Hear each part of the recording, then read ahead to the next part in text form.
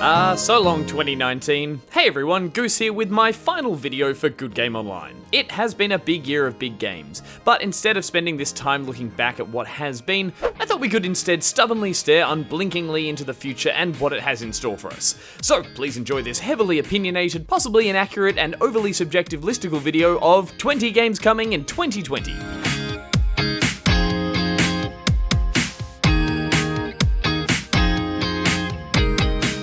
The sequel to the hugely successful Space Demon Blasting reboot has been delayed until early next year, apparently to add more speed and polish.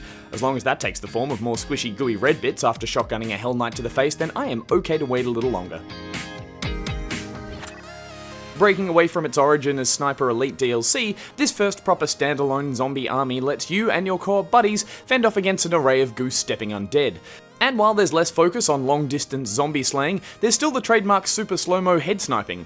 It's just a little less X-ray, and now a little more explode. This game practically broke my heart when I first saw the announcement trailer. And now with a solid 4 years since the original Ori and the Blind Forest, the devs have surely packed in plenty of tight Metroidvania platforming with some serious fantasy forest feels. Oh, he's so sad. While there's sure to be a ton of great VR games in the year to come, this one has the IP and the marketing budget to stand helmet and armoured shoulder plates above the rest. And let's be honest, most VR enthusiasts bought the tech solely for the chance to suit up in the Mach 3 and say that iconic Iron Man line, up, up and away. Look, I'm more of a Thor guy, really. A new PvP hero class fighter enters the ring with the standout difference being third-person action and a focus on melee brawling. Developed by Ninja Theory means the combat is sure to feel slashy and satisfying, but with character and level design that looks pulled from a 90s reject pile, it better bloody well be.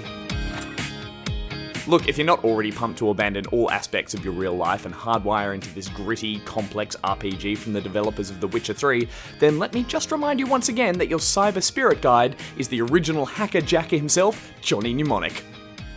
Breathtaking. The sequel to the game that took Dark Souls to ancient Japan before Sekiro officially did, Nioh 2 looks to continue the story that was originally based on an unfinished Kurosawa script. Of course, I'm sure he probably envisaged it with far less boss fights and player stats. Just in time to totally miss the whole superhero train, you can now play as your favourite movie look-alike characters from the Marvel Universe in this action brawler that's apparently boasting an open world feel with RPG mechanics.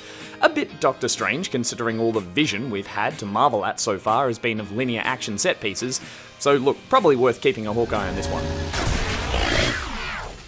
Ant-Man. I have never got the appeal of these little anthropomorphic animal life sims. In fact, I find spending time in their perfect picture book world just highlights how drab and disorganized my real life is. But New Horizons' adorable looking deserted island camping trip could change all of that and inspire me to turn over a new leaf. What do you get when you take the naval combat from Black Flag, strip out all the assassin-y nonsense, and slap on a shipload of immersion-breaking Ubisoft UI? Skull and Bones plans to bring back pirates in a big way, and while I sunk way too much of my life into Rare's open oceans last year, I have missed some good old-fashioned sea shanties. What will we do with the drunken sailor? The Ubi Hacker series heads to the home of Black Mirror itself, foggy old London town, bringing with it its franchised brand of anti-establishment anarchy. This time replacing a single protagonist with an ambitious feature that allows you to recruit and switch between all sorts of cliched British characters. Plods, chavs, grannies, you name it. Personally, I can't wait to hack a security camera as a corgi. Possibly my most anticipated game on this list. In fact, I actually bought a Vita solely to play the original Spelunky, so the wait for this follow-up has felt like an eternity. Developer Derek Yu has stated that they have been fussing over this thing like crazy to polish it to perfection. And to be fair, with their smaller studio size, I'm sure they are totally all buried in their work. In a peculiar pivot for the super serious tactical shooter series, Rainbow Six Quarantine looks to play off the more mutant virus story established back in the Chimera DLC. Swapping out terrorists for terrors in the dark certainly gives off some serious Left 4 Dead vibes. I just hope the series doesn't try to evolve too much. Remember Evolve? Yeah, probably for the best. Take him! I'll cover you!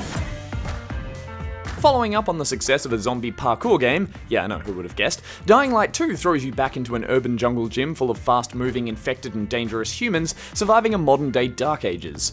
With a strong focus on action consequences and a city of civilians to save, this sequel seems to think we want more responsibility with our freerunning.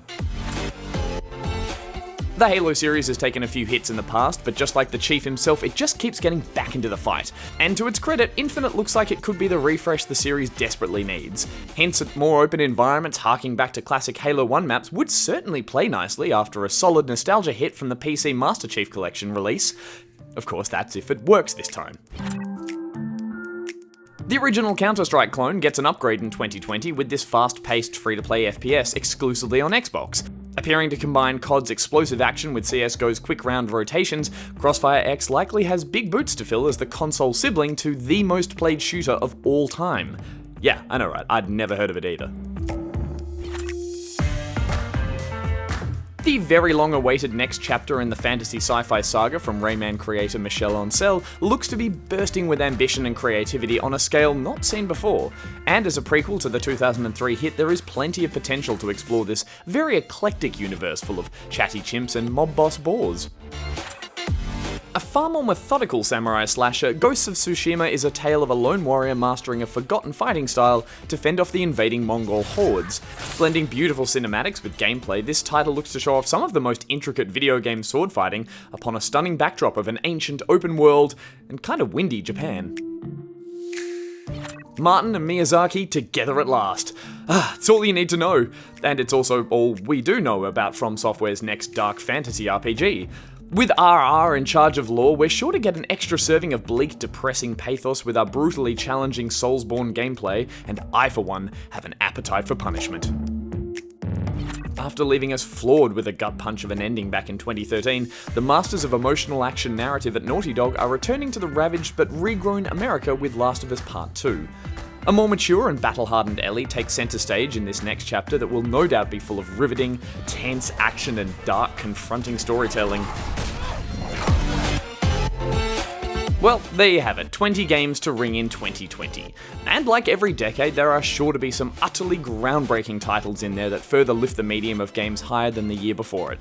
Sure, as the months go on, some of these titles might get further delayed and some might even get cancelled altogether, which always ends up feeling like a huge waste.